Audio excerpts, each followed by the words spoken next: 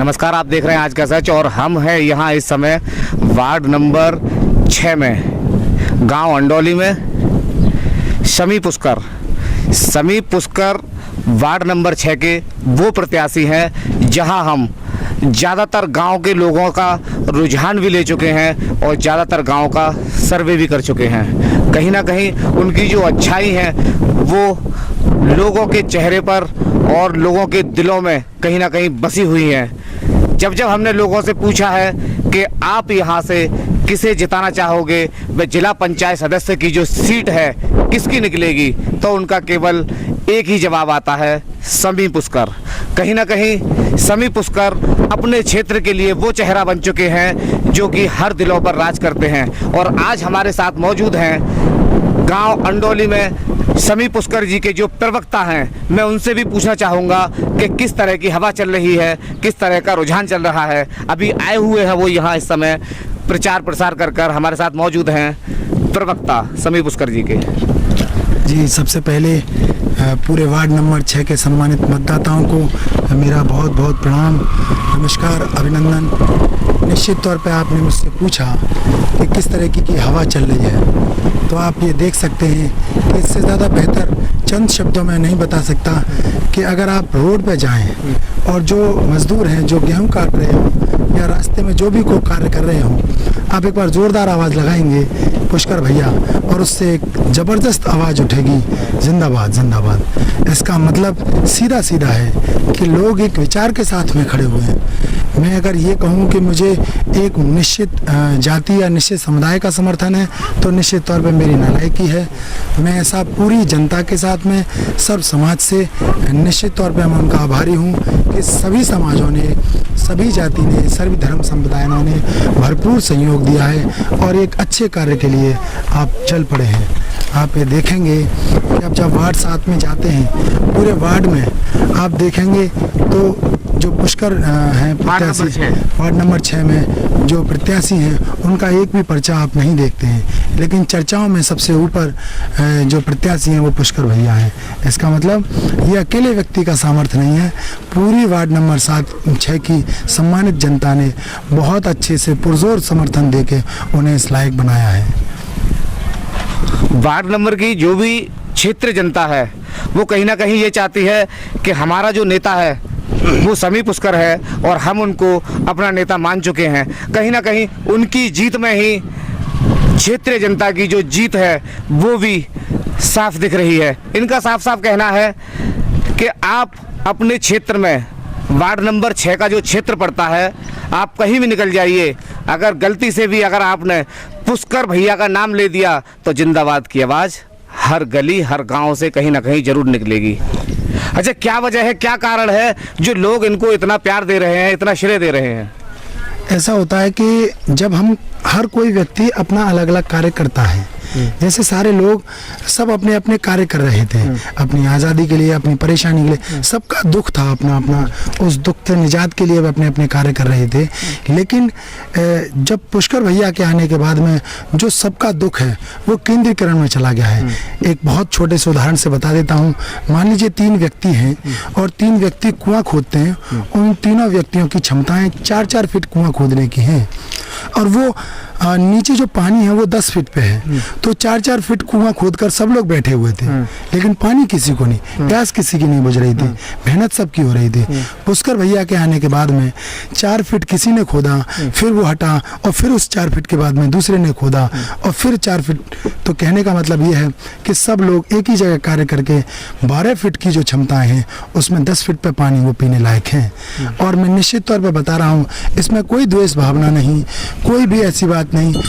जो भी विकास अगर हो तो पूरे वार्ड में पूरी सर्वांगीण विकास हो, ऐसा एक बेहतर उद्देश्य लेकर हमारे जो प्रत्याशी हैं पुष्कर भैया वो लोगों के बीच में आए हैं।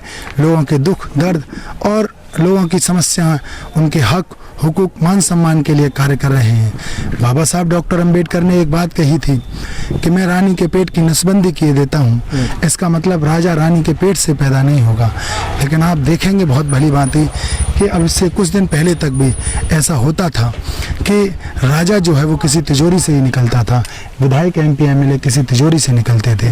लेकिन पुष्कर भैया के आने के बाद में मैं ऐसा मानता हूँ कि राजनीतिक ज़मीन, ये तमाम युवा नौजवान, इनके आंखों में चमक आप जो देख पाते हैं, ये चमक पुष्कर भैया के आने के बाद में आई है।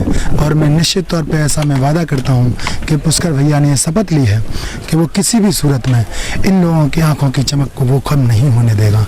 चाहे वो किसी तरीके से जुटे, इनके हक हुकूक मान सम्मान के लिए पुरजोर तरीके से समर्थित रहेगा और पुरजोर तरीके से पालन करेगा और इनका पहरेदार बन के रहेगा। ऐसा मैं इन सब लोगों से वादा किया है।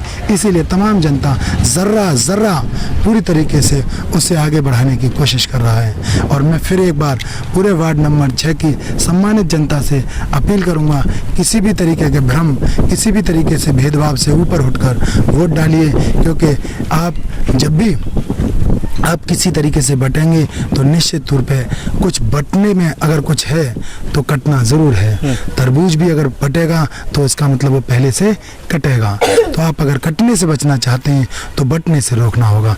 बहुत बहुत धन्यवाद आपका।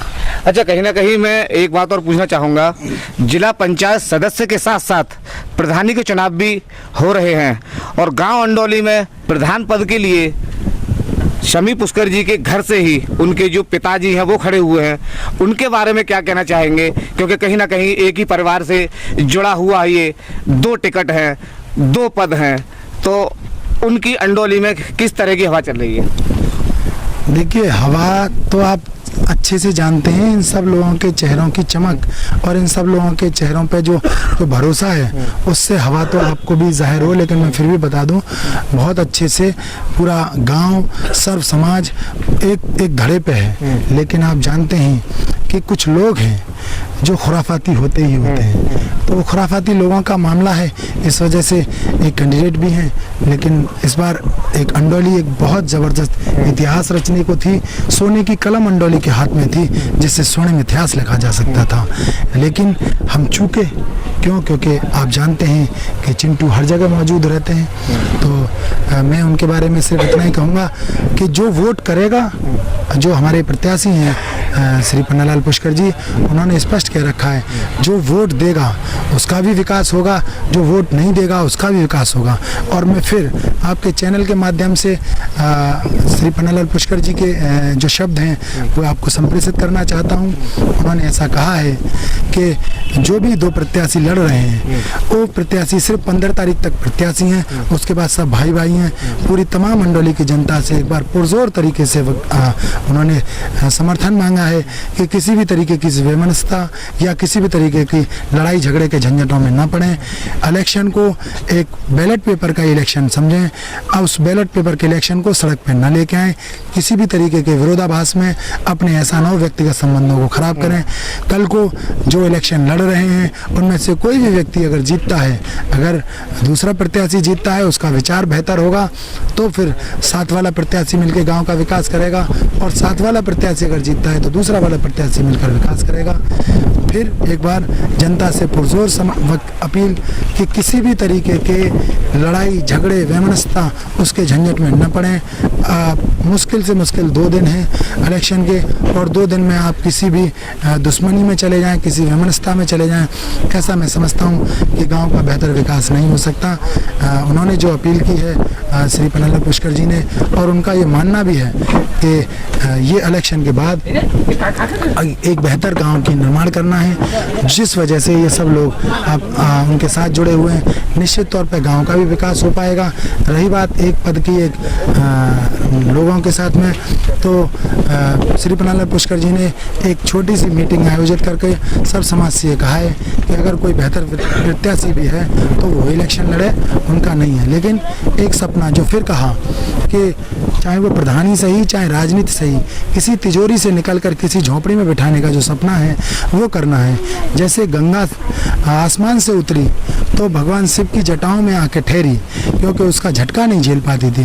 तो तमाम वार्ड की और गांव की जनता शिव जटाओं के मानिंद इस गंगा का अवतरण सहेगी और निश्चित तौर पे एक बेहतर विकास होगा इस क्षेत्र में, इस गांव में। बहुत बहुत धन्यवाद। अच्छा, ये बात इन्होंने जो कही है वो बिल्कुल सत्य है कि चुनाव से पहले जितने भी नेतागण होते हैं कहीं ना कहीं विरोधाभास उनमें देखने के लिए मिलता है, लेकिन जीतने के बाद, इलेक्शन खत्म होने के बाद संसद भवन में, एक ही संसद भवन में, एक ही कैंटीन में वो खाना खाते और हंसी ठिठोले मारते हुए आपको दिख जाएंगे। इनका साफ कहना है कि जो भी विरोधाभास है, जो भी हमारी लड़ाई है, वो केवल चुनाव की लड़ाई है, हार जीत की लड़ाई है।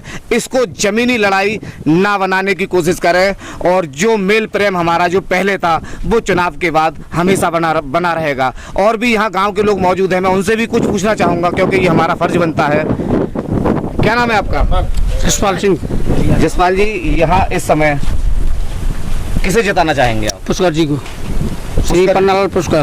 पन्नालाल पुष्कर जी को प्रधान पद जी। और जिला पंचायत सदस्य जो समीक्षा पुष्कर। समीक्षा पुष्कर।